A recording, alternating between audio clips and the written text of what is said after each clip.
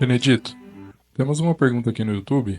A pessoa fala o seguinte: eu gostaria de uma explicação da espiritualidade para a oração em línguas que acontece nas igrejas pentecostais.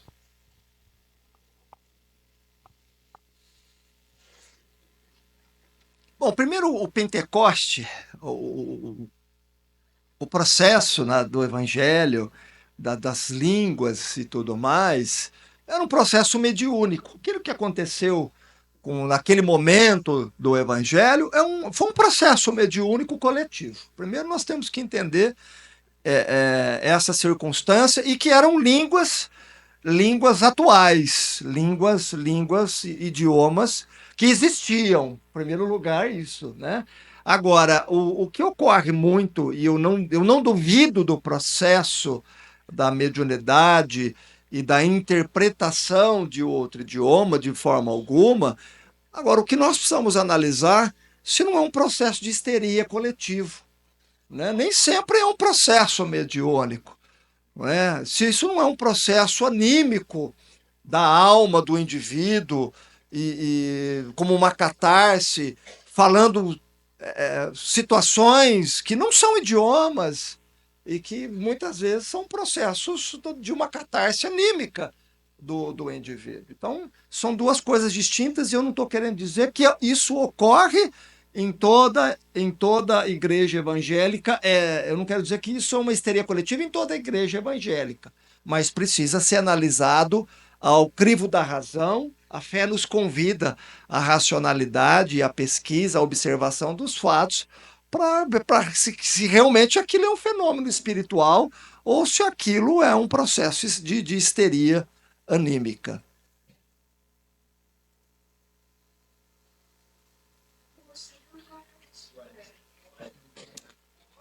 Ocorre processo anímico, e não quero dizer que processo anímico seja algo ruim, né? Há uma diferença entre o misticismo e o animismo, né? Anímico, anima vem da alma, é da alma do indivíduo. Mistificar é o indivíduo realmente enganar, ludibriar, né? Ele recebe nem às vezes nem recebe, não é nem às vezes uma inspiração, e ele está dizendo que aquilo é uma inspiração para enganar, para ter o domínio, para uma série de coisas. Diferente do animismo. O animismo é da alma. Pode ser um catarse. Quando eu coloco histeria aqui, não quero menosprezar ou desfazer desse processo de catarse, né? Quero deixar isso bem nítido a vocês. Até porque todo processo mediúnico começa com um processo anímico. Precisa se limpar o filtro do médium, não é? O médium muitas vezes chega aqui, ele entra num estado de transe, mas nada mais, nada menos do que um estado anímico, altera o estado de consciência dele, e ele fala situações da alma dele. E ele não percebe que ele está falando da alma dele. É como se ele estivesse falando de uma terceira pessoa, como se fosse de um irmão desencarnado. Mas, na verdade, é ele próprio. E isso serve para que ele possa compreender o próprio processo dele. Né? Isso serve até como um processo quando eu falo catarse, colocar isso para fora. Né? A histeria é o colocar isso para fora. Às vezes a pessoa entra num trauma, num processo histérico por uma experiência, que ela precisa colocar aquilo para fora. E quando ela volta, ela entende o que aconteceu. Né? E aquilo foi um processo anímico, foi um processo da alma. E ocorre isso daí. Isso ocorre. Então, os processos espirituais, eles se misturam muito com os processos anímicos, até porque o médium, ele não é 100%, ele não consegue ser 100% ao pensamento do espírito. Né? Nem o Chico assim o foi.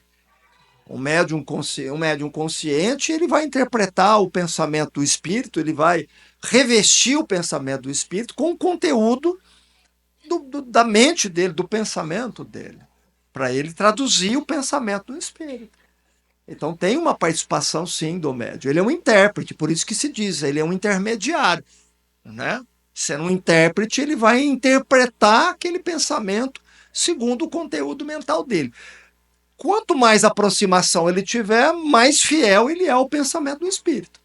Então, por exemplo, o Chico era um médium mecânico inconsciente, nós poderíamos dizer de que de 85% a 95% ele conseguia traduzir tranquilamente o pensamento do desencarnado, dos irmãos desencarnados.